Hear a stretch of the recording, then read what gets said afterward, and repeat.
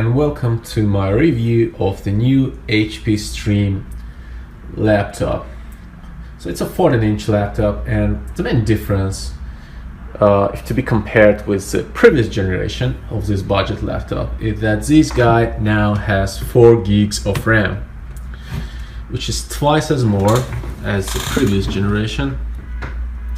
So it comes in such box with specifications. As you can see, 4 gigs of RAM. Then what's in the box is some HP related stuff, questions about your product. Then you've got, of course, the power cord and a quick start guide. Okay, so let's first talk about the external characteristics of this machine. It's quite slim. I like the design. Also, I'm not sure, but I think the upper part of it's aluminium. I'm not sure, guys, but it feels like it's an aluminium. It's pleasant to touch. All other parts are plastic. Also, at the bottom we have this 2 long horizontal rubber feet and the speakers. So this location of the speakers is actually quite interesting, because I've never seen a laptop which has speakers on the opposite side of the enclosure. So the way the speakers work are, the sound is, when the sound is played, it's reflected from the surface of your table, and actually you can hear it pretty well, and the maximum volume is well enough. Also, I did test it on a soft surface, like I did put it on a couch, and it was okay as well. I don't have complaints with regard to that. On the left side we have 3 USB ports. 2 ports are USB 3.0 version, and 1 port is USB 2.0. Also the HDMI port. This I think is a Kensington lock, I suppose. Headphone jack and the microphone jack. So this can be used both for mic and the headphone. Also the SD card slot and the status indicator. So as you can see now, this light blinks because the laptop is in the sleep mode. And the slot is very crucial, because as you may know, the storage of this laptop is very limited. It has only 32 gigs of flash drive or SSD drive, which is even less on practice, because most of the space is used by the operating system. On the right side we have only a place to plug your power cord, your adapter, and and also we have another indicator here which shows you whether the device is charged or it's being charged. Honestly, guys, I think the device looks very good for $200, or I don't know, I bought it I guess for $220. It looks really expensive. Even last time I brought it, when I went with my friends, I brought it and they told me, "Oh, congrats, how much did you pay for this laptop?" I said, "Guess." And the minimum amount which was mentioned was $700. I mean, $600-700, something like that. Really, guys, I mean, it looks really expensive. So the keyboard is a full-size keyboard, and I think the white color is really well integrated with this blue enclosure. It's really nice to type on, really nice keyboard. So also this caps lock with the indicator here, LED. The power button right here.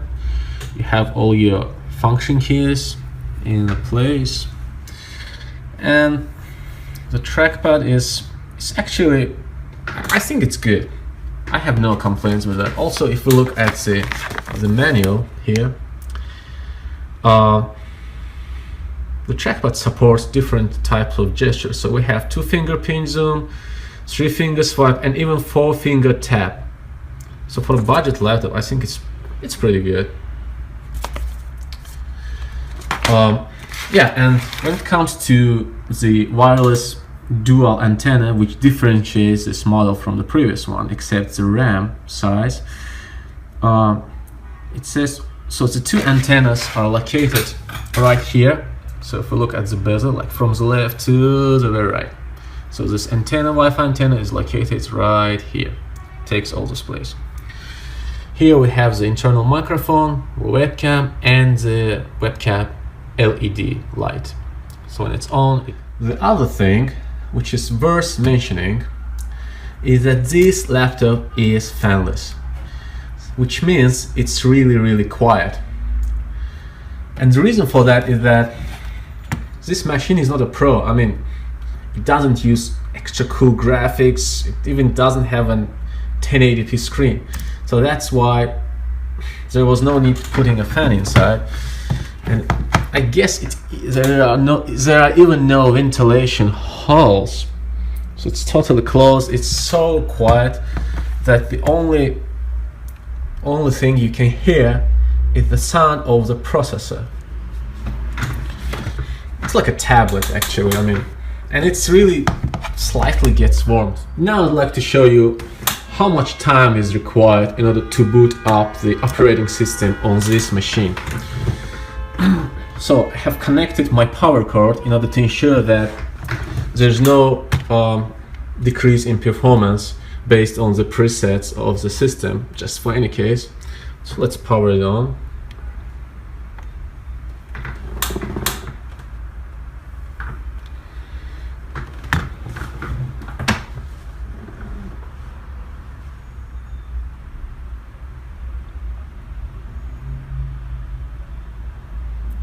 So I have auto sign-in enabled, no password. Okay, I'm on my desktop. That's all. It's pretty fast. Now let's talk about a few other things. So this device has Intel HD graphics 400. As you see, the dedicated video memory is 128 megabytes. The screen resolution is 1366 and to 768, which is, I mean, of course it's a budget laptop. You shouldn't expect a 1080p here, but the other thing to mention here, guys, when you look at the screen and when you try to adjust the angle of your screen, when you move it, I don't know if you can see it. Do you see this here? It's like a small distortion here. I don't know if you can really notice it, but at the bottom, just right above the HP logo. So a few other things to show you here. Let me show you the storage. So as you can see, I have a clean system. I have nothing more instead of just operating system itself. And look, 20.4 gigs used out of 29. So basically I have only 9 gigs left for my personal files, programs, and other kind of sort of rubbish to be saved onto this flash drive, SSD drive, which is really, I mean, really nothing. I mean, imagine just writing down like few DVD movies and that's all. You're out of storage. But luckily we have this SD card slot here, which I mentioned. So let me show you, like, in case you're willing to rely on SD memory, I have an 8 gig old Transcend card here. Let me plug it into this SD card slot. Okay, so if you're gonna use this laptop by the card always attached to it, so this is how it's gonna look. It's gonna pop up a bit from the body of the laptop. Not a big deal, but for some people it might be irritating. So now I'd like to show you some multitasking, basic multitasking stuff. So let's run a 1080p YouTube video. Actually, when you switch to full screen, you can see slight delays. I don't know why it's happening, but maybe this machine really handles the task like that. But let's just do it again. Like tap. You see, like second delay or something, but not a big deal, honestly. Let's play it. Okay, let's just increase some volume a bit. Okay, let's jump to another app. So it's OneNote. Again, this settings, Word document. Okay, start something. Okay, again, OneNote, Intel HD graphics panel, desktop, YouTube, this. Okay, this again. So it's pretty smooth. I mean, really. I don't know, I like it. Let's put the volume on maximum. Alright. The last thing I've noticed before uploading this video is that when you put the sound on max, like the maximum level, and when you put your palm like that, so you just type, you just do something, you kind of feel a little vibration over this and this areas. And this is because the speakers are located just below these areas, just under these areas. So that's not a big deal, but for some people that might be not comfortable.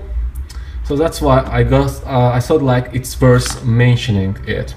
But if you decrease your volume to 50 or 60%, I mean, you almost can't feel anything. So I guess that's something should be mentioned. And the other thing here is, as you can see, there's white dot at the top left side of the screen, just right under the bezel. You see this white spot. So this is a factory defect. I tried to grab it by tweezers, but was unlucky, and instead I just scratched the screen. Then I took the sponger and just try to push it under the bezel, under this frame, and I kind of was able to diminish the dimensions of this white spot a bit. But I mean, really, I know it's a budget laptop, but still such things are unacceptable. So hopefully you won't get this spot when you purchase this laptop. It may be me who was unfortunately I wasn't able to test the battery performance of this device, but based on the information available from other sources, it's around 9 hours. And when I even charged it last time, the Windows was showing me like 9.5 hours left until the battery is drained. So I guess it's pretty good for a 14-inch laptop. Yeah, and my final recommendations to you guys will be that if you're looking for a device to do video editing and gaming, don't go for this machine. That's not for you.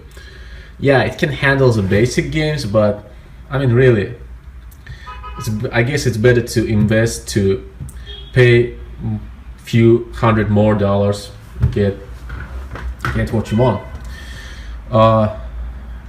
And also you can use this device for storing your video files, or photos, but again, you'll have to use the either SD card, which is limited in capacity, or always connect the external hard drive, which is not so comfortable, but it can do its job. But in reality, this laptop is perfect just for text editing, you know, working with presentations, surfing the web. And last but not least, I'm planning to install Ubuntu Linux into this device because I'm not a big fan of Microsoft ecosystem, and plus I think that the Linux will perform better here, will give me more opportunities, and I'll be able to save more space on my SSD drive. So if you want to see how Linux works, I will upload the video once I install it. So click to check it out as soon as the video is available. So I hope my video will help you to decide whether to buy this device or not, and thanks for watching.